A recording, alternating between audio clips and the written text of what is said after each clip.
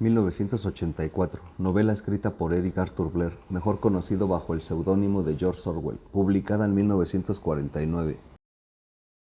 Esta historia se desarrolla en la ciudad de la Franja Aérea número 1, antes Londres, perteneciente a Oceanía, uno de los 3 superestados existentes en el mundo. Los otros 2 eran Eurasia y Estasia, con quienes siempre se estaban constantes guerras. Esta sociedad se dividía en clases sociales. A la cabeza se encontraba el Gran Hermano, después los miembros del partido interior, después los miembros del partido exterior y al final los proles. Oceanía tenía un gobierno totalitario, en donde la libertad de expresión, el amor y el pensamiento individual estaban estrictamente prohibidos. Por todos lados había carteles del Gran Hermano, quien era el ser supremo. Por medio de las telepantallas, todos los ciudadanos eran vigilados y se les ordenaba qué hacer y qué no. Las telepantallas estaban por todos lados, dentro de los hogares y lugares de trabajo. A diario se transmitían los 2 minutos de odio. Eran imágenes de los enemigos haciendo destrozos. Existían 4 ministerios. El Ministerio de la Paz. Se encargaban de la guerra y enfocar el odio. El Ministerio de la Verdad, lugar en donde se manipulan los documentos históricos y se destruyen las evidencias que denigran al partido. El Ministerio del Amor, lugar en donde se encargan de torturar, castigar y reeducar a los miembros del partido que se muestran subversivos. El Ministerio de la Abundancia, lugar en donde se planifica la economía de tal manera que todos sobrevivan con pequeñas raciones de comida. El partido del INSOC, socialismo inglés, tenía 3 lemas: la guerra es la paz, la libertad es la esclavitud, la ignorancia es la fuerza. El idioma era la neolengua, una versión abreviada del lenguaje. Esta ahorra palabras con el propósito de reducir la capacidad del pensamiento de todos los ciudadanos y así más fácil controlar sus mentes. Winston Smith, el personaje principal, trabaja en el Ministerio de la Verdad, desapareciendo o modificando los textos de la historia que perjudiquen al partido por otros que en cambio lo glorifiquen. Un día, Winston Smith empieza a tomar conciencia de que todos son manipulados y empieza a rebelarse, escribiendo todo aquello que siente y piensa en un diario que había comprado en la tienda del señor Charrington en el distrito de los Proles. Un día en el trabajo, Winston conoce a O'Brien, quien era miembro del partido interior, el cual lo mira de tal forma que Winston comienza a pensar que comparten el mismo odio por el partido. En el trabajo había una muchacha de nombre Julia, que pertenecía a la Liga Antisexo. A Winston le atraía mucho, pero la consideraba peligrosa, hasta que un día ella le entrega un papel en la mano que decía te quiero. Winston se enamora y se da cuenta de que ella también está en contra del partido. Empiezan a salir a escondidas del partido, pero un día deciden alquilar una habitación para poder reunirse y tener privacidad, ya que aparentemente ahí no había telepantalla. Un día, estando en la habitación, aparece una rata. Winston se pone demasiado nervioso, ya que les tenía pavor. En el trabajo, O'Brien le pide a Winston que vaya a su casa para poder platicar a gusto. El día de la visita, Winston lleva a Julia con él. O'Brien los invita a pasar y apaga la telepantalla, privilegio que solo los miembros del partido interno tenían. Winston y Julia le confiesan estar en contra del partido. Y O'Brien les confiesa la existencia de la hermandad liderada por Emanuel Goldstein, el gran enemigo de Oceanía, y les dice que pronto les entregará un libro. Pero antes de irse, O'Brien les dice, nos veremos en el lugar en donde no hay oscuridad. Winston acude a la Semana del Odio, una festividad en donde a todos los ciudadanos se les obligaba a ir, a gritar y a demostrar su odio colectivo en contra de Goldstein y de cualquier otro enemigo del Estado. Ahí un hombre se le acerca a Winston y le hace entrega del famoso libro, en donde venía la verdadera historia de Oceanía. Winston se va de inmediato a su casa y junto a Julia comienzan a leer el libro, que contenía la verdadera historia de Oceanía y los planes para poder vencer al partido. Continúan leyendo y son sorprendidos por una telepantalla oculta. Entran los soldados y los arrestan. Son llevados a la cárcel, que era el Ministerio del Amor. Los llevan a un cuarto en donde todo está iluminado. Todo era blanco y no había ventanas. Entonces comprende que ese era el lugar en donde no hay oscuridad. Ahí lo torturaban día y noche, pero Winston seguía teniendo pensamientos negativos hacia el Gran Hermano. Seguía sin ser reeducado. Luego intenta engañarlos diciendo lo que ellos quieren escuchar.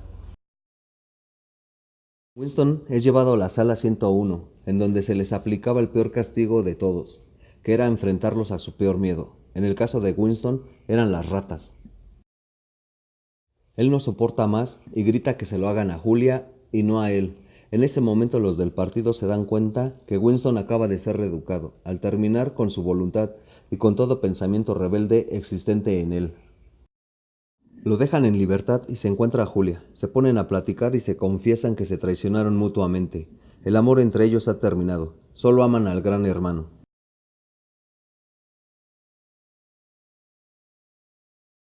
Acabamos de ver el mundo de Orwell. Ahora veamos algunas de las semejanzas que creo que existen con el mundo actual. Hoy en día existen gobiernos totalitarios, disfrazados en democracias, repúblicas o cualquier otro tipo de gobierno. Violan los derechos humanos y no eres libre de expresar tus pensamientos. Si lo haces, corres el riesgo de ser detenido, desaparecido e incluso asesinado. Como ejemplo están los periodistas que han corrido con esta suerte por publicar noticias que incomodan al Estado. México es el país más peligroso para ejercer esta profesión. Otra característica de estos gobiernos es que son dirigidos por un partido político que se comporta en la práctica como partido único y duran muchos años en el poder. En México el PRI gobernó por 72 años consecutivos y por lo general exaltan al personaje que tienen en el poder, como al gran hermano. La mayoría de las veces lo veneran por miedo más que por sus méritos.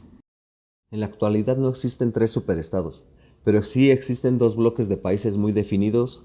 Por un lado están los del G8, que son Estados Unidos, Alemania, Canadá, Francia, Japón, Italia y Reino Unido.